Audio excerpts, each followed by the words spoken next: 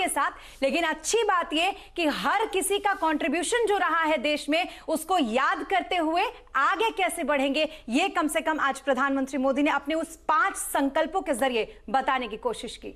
जी हाँ, पूरा एक खाका उन्होंने बनाया कि अगले 25 साल देश के कैसे होने चाहिए। 5 संकल्प जिनकी आप बात कर रहे हो, जिसमें पहला देश को विकसित देश बनाना, बाकी के 4 संकल्प और उन्होंने कहे, जिसमें अगर हम बात करें तो गुलामी से मुक्ति की वो बात करते हैं। ये थोड़ा वृहद होगा, इसको और समझना होगा, क्योंकि अभी उन्होंने एक संक्षेप में उसका उदाहरण दिया शिक्षा नीति के उदाहरण से, लेकिन आगे शायद इसमें काफी ज्यादा गहराई है।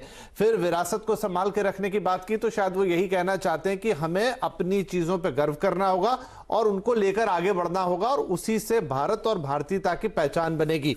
इसके अलावा एकता और एकजुटता की बात कर रहे हो, कह रहे हैं इंडिया फर्स्ट। आप किसी भी प्रांत के हो, किसी भी मजहब के हो, कैसे भी हो, किसी भी रंग रूप जाति के हो, इंडिया फर्स्ट सोचिए, यही देश को आगे बढ़ाएगा। और एट लास्ट नागरिक कर्तव्य, जो हमेशा काफी जोर देते हैं कि सरकार अपने काम करती है, लेकिन देश के लोगों को भी अपने कर्तव्यों को समझना होगा। बिजली को अगर व्यर्थ करते हैं तो बचाना होगा, पानी को, संसाधन को उनको बचाना होगा, तो इसी से पूरे देश की भलाई होगी। तो कुल मिला के यही है कि उन्होंने अपने इस करीब 75 मिनट के भाषण पे, जिसकी हम चर्चा भी कर रहे थे, 1 आध मिनट शायद कम ज्यादा होगा उसमें, लेकिन ये लगभग 75 मिनट का उनका भाषण रहा आज का।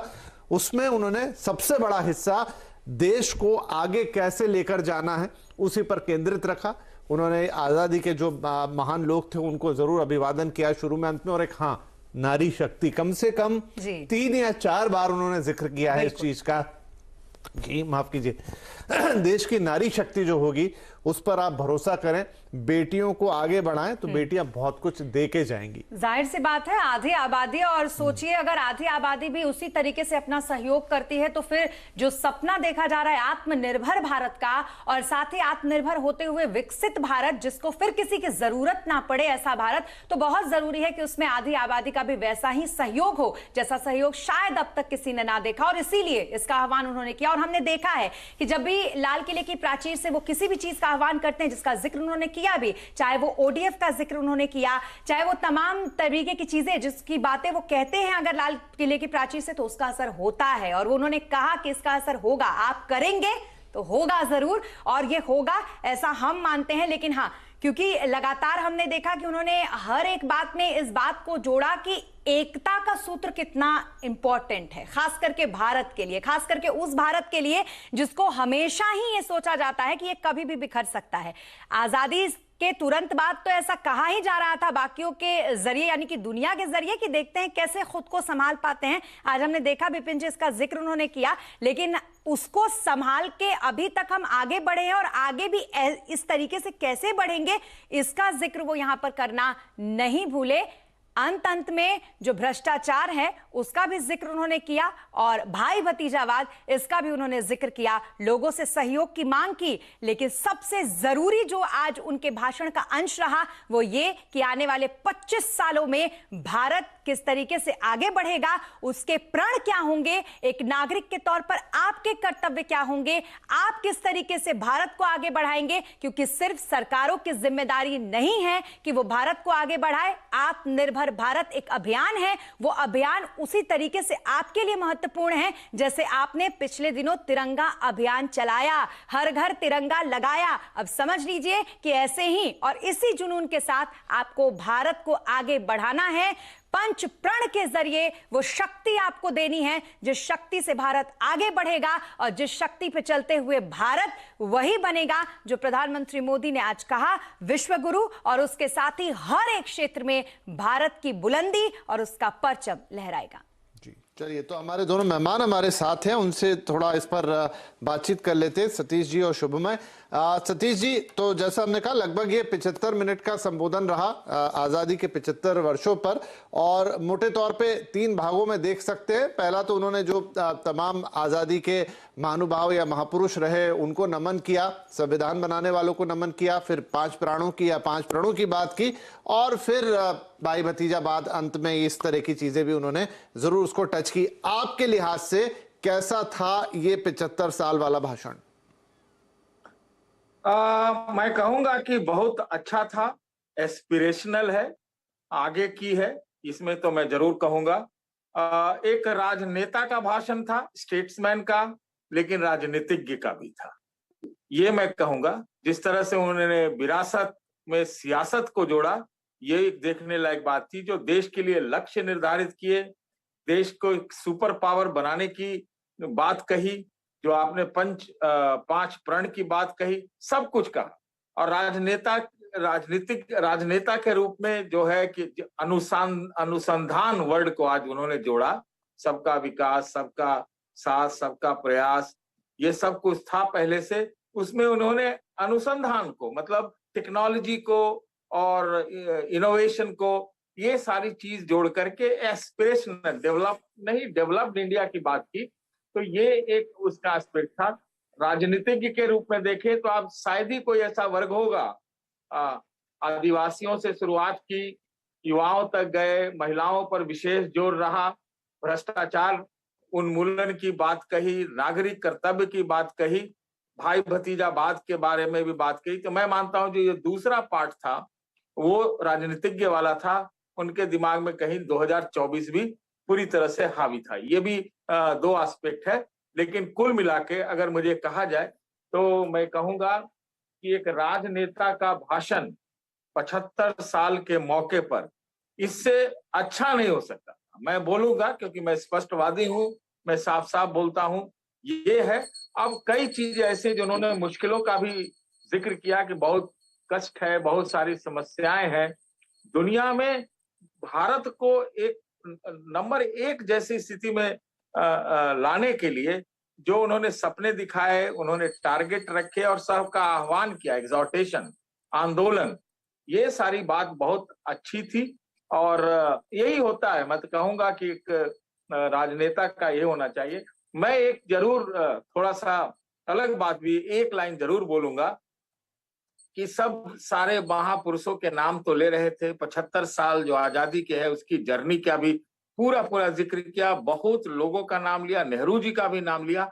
शायद अगर इंदिरा गांधी का भी नाम ले लेते तो ज्यादा अच्छा रहता। हम समझते हैं कि अटल जी का भी नाम लेते तो ज्यादा अच्छा रहता, क्योंकि एक राजनेता बोल रहा है, देश के प्रधानमंत्री बोल रहा है, 75 साल के मौके पर बोल रहा है, आगे के 2047 तक के सपने दिखा रहा हो, जो कि जबरदस्त हैं, सपने जबरदस्त हैं, टारगेट जबरदस्त है, आह्वान जबरदस्त है, जन आंदोलन की जिक्र करना, आत्मविश्वास की बात करना और विरासत पे ध्यान रखना, विरासत को पूरा संजो के रखना और सारी जो भारत की क्षमताएं हैं, विविधता में एकता की बात करना, एकता की बात करना, ये बहुत महत्वपूर्ण है।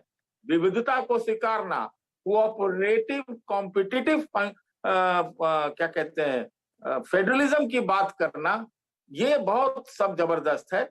हाँ, वो बोले कि जो समस्या की जब उन्होंने बात की तो हमको लगता है उनके दिमाग में ये बात थी कि जब उन्होंने परिवारवाद और भ्रष्टाचार के ऊपर जो चोट किया, जो अंत में आए वहां बोले, तो देखिए आगे आगे होता है क्या। लेकिन हाँ, एक बात जरूर, 5 साल 6 साल के बच्चों का, महिलाओं के प्रति सम्मान का, इंडियन फैमिली वैल्यूज का, भारत की इंडियन सिस्टम ऑफ मेडिसिन का, इंडियन थॉट्स का, भारत का योग का, भारत के जो अभी आजकल मेक इन इंडिया और आत्मनिर्भर भारत में जो सब काम चल रहे हैं उसका गुणगान करना, वो सब कुछ बहुत अच्छा था।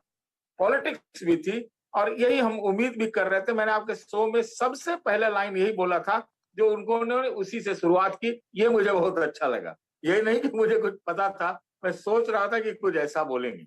बिल्कुल, और आपको यहाँ पर रोकते हुए, क्योंकि ये तस्वीरें जो आप देख रहे हैं बच्चों से मिलते हुए, ये तस्वीर और ये बच्चे जो खड़े हैं जिस ऑर्डर में, ये पूरा भारत का नक्शा इन्होंने बनाया। इन बच्चों ने मिलकर अलग अलग परिधानों को पहने हुए ये और जो मुझे लग रहा है स्मिता वो ये कि ये भारत का नक्शा तो बना ही हुआ है, इसका थोड़ा अगर हमें कहीं किसी ड्रोन का व्यू मिलेगा तो जिस प्रांत में जो जगह पड़ती है शायद वो बच्चे उसी जगह पे खड़े के और उसी परिधान, उसी स्थान पे। मान लीजिए नीचे जो महाराष्ट्र का हिस्सा दिख रहा है या वो गुजरात का हिस्सा दिख रहा है हमें, तो गुजरात के ही बच्चे उसी परिधान में वहां बैठे हैं शायद, जो ये नक्शा जिस तरीके से बन के उभर के आ रहा है। ये बड़ा ही खूबसूरत कंसेप्ट है जिसने भी बनाया है। और ये देखिए कुछ इसमें भी आगे हुआ, वो बच्चे वहां से उठ के बाहर निकले गुजरात से और प्रधानमंत्री मोदी इस समय उस नक्शे के गुजरात में, और इनफैक्ट कुछ डांडिया वहां पर ये गरबा शुरू हुआ है। जहां जिस अगर हमें एम्बियंस मिले तो बहुत अच्छा रहेगा। कुछ आवाज दीजिए प्लीज। हर राज्य अपने पारंपरिक नृत्य के लिए प्रसिद्ध गुजरात का गरबा।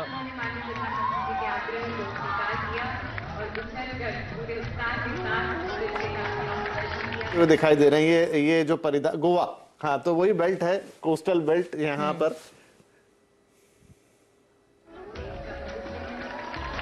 उत्साह भी, आश्वासन भी, आशीर्वाद भी। युवा पीढ़ी को और क्या चाहिए? They say touch has a way of lingering long before the image is gone. And yes, these are touching moments indeed. ये ड्रोन कैमरा से दिखता तो शायद थोड़ा और मजा आता, लेकिन अच्छा लग रहा है स्मिता ये देखने में। और देखिए केरल को आपने अलग दिखाया है, परिधान अलग है, उधर तमिलनाडु अलग दिख रहा है, पीला रंग उनको काफी पसंद है, तो पीले ही रंग के परिधान में, मतलब तमिलनाडु की मैं बात कर रहा हूँ। चेन्नई सुपर किंग्स भी हम उसी में देखते हैं। और अच्छा कंसेप्ट है जो खास तौर पर आजादी के 75 सालों के लिए तैयार किया गया है, काफी खूबसूरत। बेहद इस बार काफी चीजें अलग की गई हैं और इसीलिए आमतौर पर बच्चे परिधानों में सजे हुए तो दिखते हैं हमें 15 अगस्त को, लेकिन अलग अलग परिधानों में वो रहते हैं। ये कॉन्सेप्ट जो है ये इस बार आजादी के इस 75 साल पर बेहद नया ये कॉन्सेप्ट हम कहेंगे। और अभिवादन यहाँ पर प्रधानमंत्री सबका स्वीकार करते हुए जैसा वो करते हैं और हर एक से यहाँ पर वो मिलते हैं, और खास करके वो बच्चे जो घंटों उनका इंतजार करते हैं, क्योंकि बहुत सुबह ही बच्चे वहां पर पहुंच जाते हैं। इसका उनको बहुत दिनों से इंतजार होता है, बड़ी लंबी प्रैक्टिस होती है इसकी, महीनों तक वो इसकी प्रैक्टिस करते हैं, कहाँ किस ऑर्डर में कैसे उनको आगे आना है, कैसे प्रेजेंटेशन देना है, अगर नृत्य करना है तो वो किस तरीके से प्रेजेंट करना है, इसका बहुत कड़ा अभ्यास वो करते हैं और इसको समझते हैं प्रधानमंत्री मोदी। वो हर बार जब भी लाल किले की प्राचीर से नीचे उतरते हैं तो बच्चों से अभिवादन जरूर करते हैं, उनसे जाकर हाथ मिलाते हैं, उनके बीच में जाते हैं, उन्हें प्यार करते हैं, दुलार करते हैं, कहीं ना कहीं उनका उत्साह वर्धन करते हैं। और अब अपने काफिले की तरफ लौटते हुए प्रधानमंत्री मोदी ये तस्वीरें समापन की तरफ एक तरीके से कहीं ना कहीं, लेकिन हाँ नए सूर्य उदय की, नए प्रभात काल की जो बार बार जिक्र वो कर रहे थे 75 सालों का। और उन 75 सालों में सतीश जी, जैसा कि आपने कहा कि मुझे अंदाजा था इसका और सबसे पहले मैंने कहा था कि वो ऐसा कुछ कहने वाले हैं, मैं आपसे यहाँ पर ये जानना चाहूंगी, जैसा सुबह